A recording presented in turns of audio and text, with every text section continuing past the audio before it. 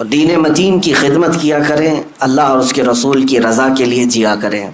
عزیزان گرامی، میں نے قرآن عظیم کی ایک آیت آپ کے سامنے تلاوت کی۔ اللہ فرماتا ہے وَمَن يُعَظِّمْ شَعَائِرَ اللَّهِ فَإِنَّهَا مِن تَقْوَى الْقُلُوبِ، جو اللہ کی نشانیوں کی تعظیم کرتے ہیں، عزت کرتے ہیں، انہیں دل کا تقوی حاصل ہوتا ہے۔ اللہ کی نشانیاں کیا ہیں؟ آپ نے قرآن کی آیت میں یہ سنا ہوگا اِنَّ الصَّفَا وَالْمَرْوَةَ مِن شَعَائِرِ اللَّهِ، قرآن میں ہی ہے، دوسرے پارے میں اللہ تعالیٰ فرماتا ہے بے شک صفا اور مروہ اللہ کی نشانیوں میں سے ہیں۔ صفا مروہ کیا ہے؟ یہ دو پہاڑیاں ہیں، کعبے کے قریب دو پہاڑیاں ہیں، صفا اور مروہ۔ ان دو پہاڑیوں کو اللہ تعالیٰ فرماتا ہے کہ یہ اللہ کی نشانیوں میں سے ہیں۔ کس لیے نشانیاں ہیں؟ اور قرآن میں چوتھے پارے میں آپ پڑھیں گے، اللہ تعالیٰ فرماتا ہے ان اول بیت وضع للناس للذی ببکۃ مبارکا وہدی للعالمین فیہ آیات بینات مقام ابراہیم۔ اللہ فرماتا ہے سب سے پہلے اس روئے زمین پر جو گھر بنا ہے وہ خانہ کعبہ ہے، جو مکہ میں بنا ہے۔ کس لیے؟ کہ وہ پوری دنیا کے لیے ہدایت کا ذریعہ بنے اور برکت کا ذریعہ بنے، اور اللہ فرماتا ہے اس میں کھلی ہوئی نشانیاں ہیں۔ خانہ کعبہ کو اللہ فرماتا ہے اس میں کھلی ہوئی نشانیاں ہیں۔ صفا اور مروہ کو کہتا ہے رب تعالیٰ کہ یہ اللہ کی نشانیاں ہیں۔ کیوں میرے عزیزو؟ یہاں پر کچھ باتیں مجھے عرض کرنی ہے۔ سفر حج سے لوٹنے کے بعد اگر کوئی حاجی یہ عقیدہ لے کر کے آتا ہے تو میں سمجھتا ہوں اس کا حج اللہ تعالیٰ قبول کر لے گا۔ کیا چیز؟ بہت سارے جاتے ہیں اور بھیڑ بھاڑ کو دیکھتے ہیں، لاکھوں لوگ اس طرف پڑھ رہے ہیں، لاکھوں لوگ یہ کر رہے ہیں، لاکھوں لوگ وہ کر رہے ہیں۔ ایک بات یاد رکھیں، اسلام بھیڑ سے نہیں چلتا، اسلام آتھینٹک چیزوں پر چلتا ہے، اس کی جڑیں مضبوط ہیں، یہ حقانیت کی بنیاد پر چلتا ہے۔ میں جو بات عرض کر رہا ہوں وہ یہ ہے کہ صفا اور مروہ دو چھوٹی پہاڑیاں ہیں، اب تو ان کی اونچائیاں سب ختم کر دی گئیں، تھوڑی تھوڑی سی نشانیاں باقی رکھا ہے ایک سعودی گورنمنٹ نے، باقی سب تو مٹا دیا۔ صفا اور مروہ پر کیا ہوا کیا تھا آپ کو یہ بھی پتا ہے۔ سیدہ ہاجرہ حضرت ابراہیم علیہ السلام کی اہلیہ، حضرت اسماعیل علیہ السلام کی ماں، 6 ماہ کے حضرت اسماعیل علیہ السلام، قریب چھوٹے سے بچے، ان کی پیاس کی شدت کو بجھانے کے لیے وہ دوڑ لگا رہی تھیں۔ کبھی صفا پر چڑھ کر دیکھتی کہ کہیں پانی نظر آتا ہے، وہاں سے بھاگتی ہوئی مروہ کی طرف جاتی۔ یہ دونوں پہاڑیوں میں تقریباً آدھا کلومیٹر کا فاصلہ ہے، یا ہو سکتا ہے اس سے تھوڑا آس پاس ہوگا، 500 سے 700 میٹر کے درمیان ایک پہاڑی سے دوسری پہاڑی۔ صفا پر چڑھتی، پھر مروہ پر جاتی، پھر مروہ سے صفا کی طرف۔ لیکن اسماعیل علیہ السلام کو خانہ کعبہ کے قریب وہ سلا کر رکھی ہوئی تھیں زمین پر۔ روایات میں ہے کہ انہوں نے 7 چکر لگائے، پھر اللہ تعالیٰ نے اسماعیل علیہ السلام کی ایڑیوں کے نیچے سے زمزم کا پانی پیدا فرمایا، جس کو آج پوری دنیا پیتی ہے، سیراب ہوتی ہے، برکتیں بھی حاصل کرتی ہے۔ اب مجھے جو بات عرض کرنی ہے وہ یہ ہے کہ سیدہ ہاجرہ نے دوڑ لگائی اسماعیل علیہ السلام کی پیاس بجھانے کے لیے، صفا سے مروہ، مروہ سے صفا، صفا سے مروہ، مروہ سے صفا، یہ ٹوٹل 7 چکر ہوئے۔ اس کے بعد یہ بات اس واقعے کو ہو کر کے ہزاروں سال ہو گئے، لیکن آج بھی حاجی وہاں پر دوڑ لگا رہے ہیں، ہر عمرہ پر جانے والا وہاں پر دوڑتا ہے۔ میرے عزیزو، یہ کیا بات ہے؟ اللہ تعالیٰ نے اپنی اس محبوب بندی کی ادا کو قیامت تک آنے والے حاجیوں کے لیے واجب کر دیا۔ یہ اللہ کی نشانی ہے، دونوں پہاڑیاں۔ اب تم دوڑو گے، جو بھی حج کے لیے آئے گا، عمرہ کے لیے آئے گا، دوڑے گا۔ اب مجھے آپ یہ بات بتائیں، کیا آپ بھی کسی کی پیاس بجھانے کے لیے دوڑتے ہیں؟ کیا آپ بھی وہاں پر کسی کو پانی پلانے کے لیے دوڑتے ہیں؟ نہیں۔ آپ سب کو پتا ہے ہم آج وہاں پر دوڑ کسی کی پیاس بجھانے کے لیے نہیں، بلکہ اللہ کی ایک محبوب بندی کی ادا پر عمل کرنے کے لیے دوڑتے ہیں۔ اب بات ایک نکتے کی میں عرض کرتا ہوں۔ اللہ کی نشانیوں میں سے ایک نشانی ہے، کیا ہے؟ صفا اور مروہ۔ توجہ چاہتا ہوں، بہت ہی ایک اہم نکتے کی طرف آپ کی طرف توجہ لے جا رہا ہوں۔ اسماعیل علیہ السلام کون ہیں؟ اللہ کے نبی ہیں، بلکہ ابھی شیر خوار ہیں، دودھ پیتے ہوئے ہیں۔ اب یہاں سے مفسرین فرماتے ہیں سیدہ ہاجرہ وہ نبی نہیں ہے، نبی کی بیوی ہے اور نبی کی ماں ہے، لیکن جو دوڑ لگا رہی تھی کس کے لیے دوڑ لگا رہی تھی؟ اسماعیل علیہ السلام کے لیے۔ مفسرین فرماتے ہیں ایک نبی کی پیاس کے لیے اگر کوئی دوڑے تو اللہ اس کو نشانی بنا دیتا ہے۔ ایک نبی کی پیاس کے لیے اگر کوئی دوڑے اللہ اس کو نشانی بنا دیتا ہے۔ اے میرے عزیزو، اگر میرے مصطفیٰ کی عزت کے لیے کوئی دوڑے تو یاد رکھنا قیامت تک اس بندے کو بھی اللہ نشانی بنا دیتا ہے۔ بے نشانوں کا نشان مٹتا نہیں، مٹتے مٹتے نام ہو ہی جائے گا۔ آج بر صغیر بلکہ عالم اسلام میں اگر ایک عبقری شخصیت امام اہل سنت فاضل بریلوی امام احمد رضا خان رحمۃ اللہ تعالیٰ علیہ کو پوری دنیا جانتی ہے اور پہچانتی ہے تو اسی بنیاد پر کہ ایک نبی کی عزت اور اس کے پہرے داری کے لیے زندگی وقف کر دیا تھا، اور اللہ نے ان کی زندگی کو آج سارے لوگوں کے لیے نشانی بنا دیا۔ میں اللہ کی نشانیوں میں سے جو نشانیاں ہیں اس کو یہ سمجھ کر کے آیا کہ اب ہمیں اللہ تعالیٰ کی نشانی اگر بننا ہے تو میرے عزیزو نبی کی عزت اور ان کی محبت کے لیے دوڑ لگانا ہوگا۔ وہاں پر بہت ساری چیزیں ہیں، لیکن ایک محب رسول جاتا ہے تو اپنے حبیب کی خوشبوئیں وہاں ڈھونڈتا ہے۔ بعض بدبخت جاتے ہیں، وہ کہتے ہیں کہ یہاں پر اب مصطفیٰ کریم صلی اللہ تعالیٰ علیہ وسلم کا نام لینے کی بھی ضرورت نہیں، نعوذ باللہ من ذالک۔ کئی ایسوں سے میری ملاقات بھی ہوئی، وہ کہتے ہیں کہ وہ آئے تھے اور اپنا پیغام دی اور چلے گئے، وہ اتنے امپورٹنٹ نہیں ہے، قرآن امپورٹنٹ ہے، کعبہ امپورٹنٹ ہے۔ آپ آئے ہیں یہاں پر تو کعبے کا طواف کیجئے، قرآن کی تلاوت کیجئے۔ نبی نبی کیا کہتے ہیں؟ یہ ان کی مت ماری گئی ہے۔ میں نے ان سے کہا کہ نبی اہم نہیں ہے؟ ایک وہیں کے مقامی رہنے والا برسوں سے رہتا ہے، وہ کہہ رہا تھا کہ نہیں وہ اہم نہیں ہے، قرآن اہم ہے، کعبہ اہم ہے۔ میں نے کہا احمق کو دیکھو، اگر نبی اہم نہیں ہے تو ایک غیر اہم شخص اگر قرآن لا کے دیا ہے تو قرآن کیسے اہم ہو گیا؟ اگر وہ اہم نہیں ہے تو غیر اہم آدمی اگر کوئی کتاب کے بارے میں کہہ رہا ہے یہ اللہ کی کتاب، تو نے مان کیسے لیا کہ یہ اللہ کی کتاب ہے؟ پہلے تجھے یہ تسلیم کرنا پڑے گا جو قرآن لایا ہے وہ سب سے اہم ہے، جس نے کعبہ کی عظمت بتائی ہے وہ سب سے اہم ہے۔ اگر وہ عظمت نہ بتاتا تو ہمیں کیا پتا، اگر وہ قرآن کے اوراق ہمارے سامنے تلاوت نہ کرتا تو ہمیں قرآن کیا پتا۔ اس لیے میرے عزیزو ہمارا معاملہ تو یہی ہے جو امام اہل سنت فاضل بریلوی نے فرمایا ہے کہ طیبہ نہ صحیح افضل، مکہ ہی بڑا زاہد، ہم عشق کے بندے ہیں کیوں بات بڑھائی ہے۔ اعلیٰ حضرت فرماتے ہیں کہ اے لوگو تم نے تو ابھی نبی پاک صلی اللہ علیہ وسلم کی عظمت کو دیکھا ہی کیا ہے، اگر دیکھنا ہے تو آؤ خانے کعبہ کے پاس اور کعبے کو توجہ سے دیکھو تو پتہ چلے گا، غور سے سن تو رضا کعبے سے آتی ہے صدا، میری آنکھوں سے میرے پیارے کا روزہ دیکھو، حاجیو آؤ شہنشاہ کا روزہ دیکھو، کعبہ تو دیکھ چکے کعبے کا کعبہ دیکھو۔ عزیزان گرامی وقار، وہاں پر ہم نے حضور پاک صلی اللہ تعالیٰ علیہ وسلم کی نشانیاں اور حضور کی خوشبوئیں ڈھونڈنے کی کوششیں کی ہیں۔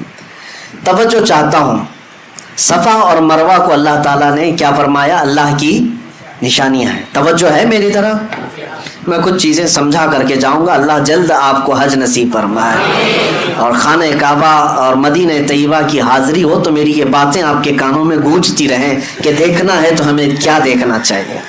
صفا مروہ ضرور دیکھیں، لیکن یاد ضرور کریں کہ نبی کے لیے دوڑ لگانے کی وجہ سے 3000 سال بھی گزر جائیں تو وہ پرانا نہیں ہوتا، نہ حضرت ہاجرہ کی یاد پرانی ہوتی ہے۔ اب میں آگے اور ایک بات عرض کرتا ہوں، اللہ تعالیٰ فرماتا ہے وَاتَّخِذُوا مِن مَّقَامِ إِبْرَاهِيمَ مُصَلًّى۔ کعبے کے سامنے آج بھی گولڈن کلر کا ایک چھوٹا سا مینار دیکھتے ہوں گے جس کو مقام ابراہیم کہتے ہیں۔ مقام ابراہیم کیا ہے؟ اس میں ایک پتھر رکھا ہوا ہے جس پہ حضرت ابراہیم علیہ السلام کے دونوں پیروں کے صاف نشان ہیں، صاف نشانیاں ہیں۔ وہ پتھر آج بھی محفوظ ہے، اور قرآن میں اللہ فرماتا ہے مقام ابراہیم کو اپنی نماز کی جگہ بنا لو۔ جو بھی حاجی جو بھی ایک معتمر عمرہ کرتا ہے طواف کے بعد مقام ابراہیم کے پاس آ کر کے 2 رکعت ضرور پڑھتا ہے. وہاں پر 2 رکعت پڑھنے کا حکم ہے. کعبہ سامنے ہے لیکن اللہ فرما رہا ہے مقام ابراہیم کے پاس، مقام ابراہیم کے پاس پڑھو 2 رکعت. قرآن کی آیت میں بتا رہا ہوں وَاتَّخِذُوا مِن مَّقَامِ إِبْرَاهِيمَ مُصَلًّى، اپنی نماز کی جگہ بناؤ مقام ابراہیم کو. اب ہم نے محسوس کیا، تحقیق کیا تو سارے لوگوں کی زبان پر ایک ہی بات جاری، اور وہاں پر بھی جا کر کے آپ پوچھیں گے کچھ لوگ اس کے ارد گرد کھڑے بھی رہتے ہیں محافظ کی حیثیت سے، کچھ پولیس والے اور کچھ لال دوپٹے والے. وہ لوگ جب بھی آپ سوال کریں گے تو یہی کہیں گے کہ یہ پتھر ہے جس پر کھڑے ہو کر کے ابراہیم علیہ السلام نے کعبے کی تعمیر کی. اور ظاہر سی بات حقیقت ہے، تاریخ بھی ہے. وہ پتھر کی ایک تاریخ یہ ہے کہ ابراہیم علیہ السلام اس پتھر پر کھڑے ہو کر کعبے کی دیواریں بلند کرتے تھے. دیوار جتنی بلند ہوتی تھی پتھر بھی اونچا ہو جاتا تھا. جب ابراہیم علیہ السلام کو اترنا ہوتا تو پتھر چھوٹا ہو جاتا تھا. وہ فلیکسیبل سیڑھی کی طرح تھا، خود اونچا ہوتا تھا اور خود نیچے ہو جاتا تھا. اب یہ پتھر ابراہیم علیہ السلام کی خانہ کعبہ کی تعمیر کرنے کی نشانیوں میں سے ایک نشانی رکھی گئی ہے، محفوظ ہے. تو میں آپ سے پوچھتا ہوں کیا وہ پتھر اتنا افضل اسی لیے ہے کہ اس پر کھڑے ہو کر ابراہیم علیہ السلام نے کعبے کی تعمیر کی؟ میرے عزیزوں مشہور تو یہی ہے، لیکن عشق والوں کی زبان سے پوچھیں تو ان کی تحقیق میں ایک اور باب کا اضافہ بھی ہوتا ہے. فرماتے ہیں مفسرین کہ اس پتھر کی ایک یادگار اور بھی ہے. صرف کعبے کی تعمیر نہیں ہوئی اس پتھر پر کھڑے ہو کر، بلکہ جب خانہ کعبہ کی تعمیر مکمل ہوئی تو اس پتھر پر کھڑے ہو کر ابراہیم علیہ السلام نے ایک دعا کی تھی، ربنا وبعث فیہم رسولا من انفسہم یتلو علیہم آیاتہ ویزکیہم ویعلمہم الکتاب والحکمہ انک انت العزیز ویعلمہم الکتاب والحکمۃ ویزکیہم انک انت العزیز الحکیم. ابراہیم علیہ السلام نے اس پتھر پر کھڑے ہو کر یہ دعا کی تھی، اے ہمارے رب یہاں پر بسنے والوں میں سے ایک رسول پیدا فرما، ایک رسول پیدا فرما جو لوگوں کے دلوں کو صاف کرتا ہو اور کتاب و حکمت کی انہیں تعلیم دیتا ہو. مولا بے شک تو حکمت والا اور غالب حکمت والا ہے. ابراہیم علیہ السلام نے اس پتھر پر کھڑے ہو کر کے دعا کیا کی تھی؟ اے اللہ ایک رسول پیدا فرما. اب میں آپ کو بتاتا ہوں پوری تاریخ میں ابراہیم علیہ السلام سے لے کر آج تک تقریباً 4000 سال کے عرصے میں مکہ میں سوائے میرے مصطفیٰ کے کوئی اور رسول نہیں پیدا ہوا، کوئی اور رسول نہیں آئے. ابراہیم علیہ السلام نے دعا کی تھی. ابراہیم علیہ السلام اس پتھر پر کھڑے ہو کر دعا کیے تھے. آپ کی دعا کے نتیجے میں تقریباً 2000 سال کے بعد یا 1500 سال کے بعد اگر اس مکے میں کوئی جلوہ فگن ہوا تو وہ آمنہ کا لال پیدا ہوا، تاجدار کونین رحمت عالم مصطفیٰ کریم صلی اللہ علیہ وسلم اس مکہ میں تشریف لائے. اور اتنا ہی نہیں کہ میں یہ صرف اور صرف قیاس آرائیاں کر رہا ہوں، بلکہ خود میرے آقا نے فرمایا اے لوگو تم جانتے ہو میں کون ہوں، تم جانتے ہو میں کون ہوں. اور لوگوں سے کہا سنو عیسیٰ علیہ السلام جس کی بشارت دیتے تھے اور ابراہیم علیہ السلام جس کے لیے دعا کرتے تھے میں وہی رسول ہوں. تو اب میں آپ کے ذہن کو قریب کرتا ہوں. اس پتھر کی عظمت کا معاملہ اب اور بدل گیا. کہا گیا مفسرین فرماتے یہ پتھر اس لیے بھی افضل ہو گیا کہ اس پتھر پر کھڑے ہو کر ابراہیم علیہ السلام نے ہمارے رسول کو مانگا تھا، ہمارے رسول کے پیدا ہونے کی دعا کی تھی، اور اللہ تعالیٰ نے ابراہیم علیہ السلام کی دعا قبول بھی کی، اور اللہ کریم نے ابراہیم علیہ السلام کی اولاد میں ہی میرے نبی کو پیدا فرمایا. میرے عزیزو مکہ مکرمہ میں جائیں تو جگہ جگہ عبادات ہیں، ریاضات ہیں، جگہیں تو سب عبادت کی ہیں، لیکن اگر سچا عاشق ہو تو اپنے نبی کی خوشبوئیں وہاں ڈھونڈتا رہتا ہے. خانہ کعبہ صرف 4 کونے والی ایک عمارت کا نام نہیں ہے، اس کی عظمت بتاتی ہے کہ اس کو آلائشوں سے پاک کرنے والا میرا مصطفیٰ ہے، نبی کریم صلی اللہ تعالیٰ علیہ وسلم کی ذات کریمہ ہے. آپ کو یہ بھی میں بتاؤں خانہ کعبہ کے پاس طواف کرنے کے بھی جو انداز ہیں وہ بھی آج ایک الگ انداز رکھتے ہیں. آپ تو دور بیٹھے ہوئے گھومتے ہوئے لوگوں کو دیکھتے ہوں گے، نہیں اس کے مکمل آداب ہیں، اس کے طریقے ہیں۔ خانہ کعبہ کے 7 چکر طواف کرنے ہوتے ہیں، حجر اسود جہاں لگا ہوا ہے وہاں سے طواف شروع ہوتا ہے اور پھر گھومتے ہوئے واپس وہیں آتے ہیں۔ اب انداز کیا ہونا چاہیے، طواف کا انداز کیا ہے؟ میرے عزیزو، ہے تو اللہ کی عبادت، لیکن وہاں طریقے میرے مصطفیٰ کے نظر آتے ہیں۔ فرمایا گیا حاجی کو احرام پہن دیں، احرام پہننے کے بعد جب طواف شروع کرے گا 7 چکر میں سے پہلے 3 چکر وہ رمل کرے گا۔ رمل کا مطلب کیا ہے؟ سینہ تان کر اکڑ کر چلے گا، پوری زندگی بھر اکڑ کر کے چلنا حرام ہے۔ قرآن پاک میں اللہ نے فرمایا وَلَا تَمْشِ فِي الْأَرْضِ مَرْحًا، زمین پر اکڑ کر مت چلو، اس لیے کہ نہ تم زمین کو پھاڑ سکتے ہو نہ پہاڑوں تک پہنچ سکتے ہو۔ اور جو اکڑ کر کے چلتا ہے، غرور اور گھمنڈ اور تکبر کرتا ہے، اس کے لیے اذیت ناک سزائیں، قیامت کے دن ان کی حیثیت چونٹیوں کی طرح بنائی جائے گی جو اکڑتے تھے زمین پر، اور انہیں لوگوں کے پیروں سے روندایا جائے گا۔ لیکن ایک مقام ایسا ہے جہاں حکم دیا جا رہا ہے اکڑ کے چلو، سینہ تان کر کے چلو۔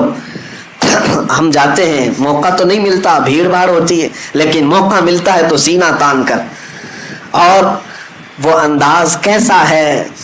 وہ انداز پہلوانوں کا انداز ہوتا ہے، پہلوانوں کا انداز۔ باقی دوسری جگہوں پر پہلوانی دکھانے کے لیے بھی تمہیں اکڑنے کی اجازت نہیں، لیکن وہاں پر حکم ہے کہ سینہ تان کر کے چلو، رمل کرو۔ یہ اس کا پس منظر کیا ہے، اس کا بیک گراؤنڈ کیا ہے؟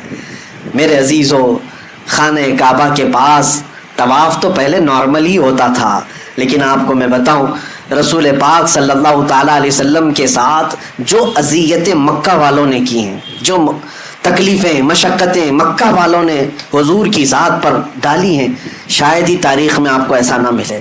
حضور جس وطن میں پیدا ہوئے اس وطن کی زمین حضور کے لیے تنگ کر دی گئی تھی۔ حرم کعبہ میں حضور عبادت کرنے کے لیے آتے تو ان کے ساتھ بہت زیادتیاں کی جاتی، کئی مرتبہ ہاتھ اٹھائے گئے، حضور اکرم صلی اللہ علیہ وسلم کے صحابہ کو مارا گیا، حضرت ابوبکر صدیق رضی اللہ تعالیٰ عنہ کو وہاں بہت مارا گیا۔ کیا کیا تکلیفیں اٹھائی۔ 3 سال مکہ میں حضور نے ایسے گزارے جس میں پورے مکہ والوں نے سوشل بائیکاٹ کیا تھا۔ کیسا سوشل بائیکاٹ کہ حضور اکرم صلی اللہ علیہ وسلم کے اور ان کے خاندان کے ساتھ نہ کوئی کلام کرتا، نہ کوئی خرید و فروخت، نہ کوئی دعوت، کچھ نہیں۔ کھانے کی ایک چیز بھی حضور کے گھر تک آنے نہیں دیا جاتا تھا۔ ان 3 سالوں میں رسول پاک صلی اللہ علیہ وسلم نے درختوں کے پتے کھائے اور چمڑے ابال کر کے کھائے۔ شاہد ابی طالب، یہ مشہور ہے سیرت میں، نبی پاک صلی اللہ علیہ وسلم کے ساتھ ایسی ایسی ظلم و ستم کی کہانیاں ان مکہ والوں نے لکھی۔ لیکن ایک وقت وہ بھی آیا جب اللہ کا حکم ہوا کہ میرے محبوب آپ ہجرت کر کے مدینے چلے جائیں۔ مدینے گئے۔ میرے آقا صلی اللہ علیہ وسلم جب مدینے گئے تو ان ظالموں اور کافروں نے کیا حضور کو وہاں بھی چھوڑ دیا تھا؟ نہیں، بلکہ یہاں سے جتھے لے کر کے جاتے، صحابہ کے باغیچوں پر حملے کرتے، مدینے میں اگر کوئی تنہا ملتا باہر مدینے والا اس کو مار پیٹ کرتے۔ انہی تکلیفوں کی وجہ سے جنگ بدر بھی ہوئی، جنگ احد بھی ہوئی، جنگ خندق بھی ہوئی، مکہ اور مدینے والوں کے بیچ میں یہ سب جنگیں ہوئی ہیں۔ حضور 450 کلومیٹر دور جا چکے تھے مکہ سے، لیکن پھر بھی مکہ والے سکون سے نہیں بیٹھ رہے تھے کہ ہم لڑیں گے ان سے۔ لیکن ایک بات یاد رکھنا، ظلم کی ڈور لمبی نہیں ہوتی، ظلم کی ڈور لمبی نہیں ہوتی، بہت جلدی اسے کھینچ لیا جاتا ہے۔ ظالموں کی تاریخ آپ اٹھا کر کے دیکھ لیں، ایک وقت آتا ہے جب وہ اپنے ہی گھر میں ایسے قید ہو جاتے ہیں کہ ان کا کوئی پرسان حال نہیں ہوتا۔ آج بھی جو ظلم ہو رہا ہے، مجھے امید یہی ہے انشاءاللہ وہ وقت قریب ہے جب رب تبارک و تعالیٰ اپنی رسی کھینچے گا تو یہ اپنے ہی گھر میں بے آب و دانہ اور بغیر کسی پرسان حال کے دم توڑنے پر مجبور ہو جائیں گے۔ آپ انتظار کریں۔ ہاں، جب بھی اہل حق کے ساتھ ظلم بڑھتا ہے تو زیادہ نہیں، تھوڑے دنوں تک یہ ظالموں کو اللہ ڈھیل دیتا ہے، اور یہ ہماری آزمائش بھی ہوتی ہے۔ ظالم ہرگز یہ نہ سمجھے کہ وہ جو کر رہا ہے وہ سب اچھا ہے، بلکہ آج تو کچھ بھی نہیں ہے، اس سے بڑے بڑے فرعون، شداد، ہارون، حامان، قارون سب آ کر کے گئے، ان کے پاس مال بھی تھا، تخت بھی تھا، تاج بھی تھا، سب تھا، لیکن اپنے ظلم کی وجہ سے وہ باقی نہیں رہے۔ میرے عزیزوں، 6 سال گزرے ہجرت کے، 6 سال حضور پاک صلی اللہ تعالیٰ علیہ وسلم 6 سال کے بعد مکہ مکرمہ واپس تشریف لائے 10,000 صحابہ کے ساتھ. نہ کوئی جنگ، نہ کوئی جدال، نہ کوئی قتل و قتال. حضور پاک صلی اللہ تعالیٰ علیہ وسلم کے ساتھ 10,000 صحابہ تھے. مکہ فتح ہو چکا تھا. وہ مکہ والے جو ہمیشہ لڑ رہے تھے جماعت جماعت بنا کر کے، وہ بیچارے ٹکڑوں میں بدل گئے ہیں. سب میں آپس میں نفرت پیدا ہو گئی، خاندانوں میں درار، اور حضور پاک صلی اللہ علیہ وسلم کی اس جماعت کا مقابلہ کرنے کی سکت بھی نہیں رکھتے تھے. مکہ فتح ہوا. وہ صحابہ جو مکہ میں مارے گئے تھے، پیٹے گئے تھے، ان کا مال، ان کی جائیدادیں ہڑپی گئی تھی، وہ سب صحابہ واپس آئے ہیں. سوچیں آپ، تصور میں جائیں، جن صحابہ کو گھر بار سب چھوڑ کر کے مدینے جانا پڑا تھا، آج 6 سال کے بعد جب وہ واپس آئے، ان کے ساتھ کتنی خوشیاں تھی جانتے؟ ایک تو اپنا وطن، ایک تو اپنا آبائی گھر مل رہا ہے، اپنی وہی پہچانی ہوئی زمین، اس پر پلس یہ ہے کہ خانہ کعبہ آج کھلا ہوا مل رہا ہے. جہاں پر آنے پہ ان پر پابندی تھی، آج ان کے ہاتھوں میں ہے. اذان یہ دے سکتے ہیں، نماز یہ پڑھ سکتے ہیں. کتنی خوشیوں کا وقت ہوگا.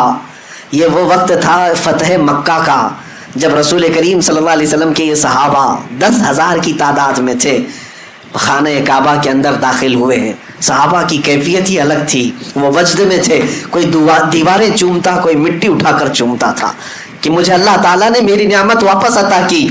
انہی میں سے کچھ صحابہ ایسے تھے جب ان کافروں اور مشرکوں کو دیکھ رہے تھے جو ہتھکڑیوں میں تھے، آج مجبور تھے، تو ان کے سامنے سینہ تان کر کے طواف کرنے لگ گئے، اکڑ کر کے طواف کرنے لگے. طواف تو ہو ہی رہا تھا، حضرت عمر فاروق رضی اللہ تعالیٰ عنہ بیچ میں آ گئے. اس صحابی کے، حضرت سعد اور ایک صحابی تھے، کہا کہ یہ کس انداز سے چل رہے ہو تم؟ حضرت عمر آ کر روکنے لگے، یہ کس انداز سے آج تم چل رہے ہو؟ یہ طواف کا طریقہ ہے. تو حضرت عمر جب روکنے لگے، میرے مصطفیٰ کریم صلی اللہ علیہ وسلم نے پیچھے سے پکارا اور کہا، عمر چھوڑ دو، اس کی ادا کو اللہ بھی پسند کر رہا ہے. اللہ کو یہ پسند ہے کہ اس کے دشمنوں کے سامنے سینہ تان کر کھڑے رہیں. اللہ کو یہ پسند ہے. اللہ تعالی ہمیں ہمیشہ دشمنوں کے سامنے اسی طرح سے زندہ رکھے. میرے عزیزو، اپنوں کے لیے ہم سینہ تان کر نہیں کھڑے ہوں گے، اپنوں کے لیے کبھی اکڑ و غرور نہ ہو، لیکن اللہ سے دعا یہی کریں کہ اس کے دشمنوں اور اس کے حبیب کے دشمنوں کے سامنے ہمیشہ ہمارا سینہ چوڑا رہے، ہمیشہ ہم سینہ تان کر کے کھڑے رہیں. میرے عزیزو، طواف میں جب رمل کرتے ہیں 3 چکر، تب ہمیں یہ بات یاد آتی ہے کہ سب کچھ ختم نہیں ہوا. طواف کرنے والے حاجی کو بھی ہر بار طواف کرنے کے بعد اللہ تعالیٰ یہ درس دینا چاہتا ہے، یا اللہ تعالیٰ یہ درس دے رہا ہے کہ اے حاجی دیکھ، آج یہاں تیرے کوئی دشمن نہیں ہے جو تو سینہ تان کر چل رہا ہے. مکہ میں کون دشمن ہے تمہارے؟ وہاں پر طواف کے دوران کون دشمن تمہیں دیکھ رہا ہے؟ کوئی نہیں ہے. لیکن تجھے یہ درس دیا جا رہا ہے، بننا ہے اس طرح چل کر کے تو غلام مصطفیٰ بن جیسے صحابہ تھے. ان کی ادائیں تو دیکھ کہ میرے حبیب کے جو غلام چلتے تھے تو وہ کس کے لیے سینہ تانتے تھے؟ وہ رسول اللہ کے دشمنوں کے لیے اور اللہ کے دشمنوں کے لیے. میرے عزیزو، میں نے سفر میں اس بات کی پوری کوشش کی ہے کہ جو بھی عبادت ہو وہاں میرے مصطفیٰ کی خوشبو تلاش کرو. نیت یہی تھی کہ جاؤں حج پر تو اللہ تبارک و تعالیٰ ہر جگہ میرے مصطفیٰ کی یاد ہمارے سینے میں ہمیشہ رکھے. اور اللہ کا فضل اور کرم ایسا ہوا میں جتنا بھی شکر کروں کم ہے. میں آپ کو بتاؤں ہم جو حج کے لیے اس سال گئے تھے، اس سال کی بات کر رہا ہوں، بدھ کے دن مینا جانا ہوتا ہے. اس سال ہم جو گئے بدھ کے دن مینا گئے. جمعرات کے دن، بدھ کی رات ختم ہو گئی تھی، جمعرات کو ہم مینا میں قیام کیے. 5 وقت کی نمازیں جمعرات کے دن مینا میں نماز پڑھنی تھی. توجہ چاہ رہا ہوں، جمعرات کو ہم کہاں گئے؟ مینا میں 5 وقت کی نمازیں پڑھے. اور جمعہ کو ہم عرفات کے میدان میں تھے.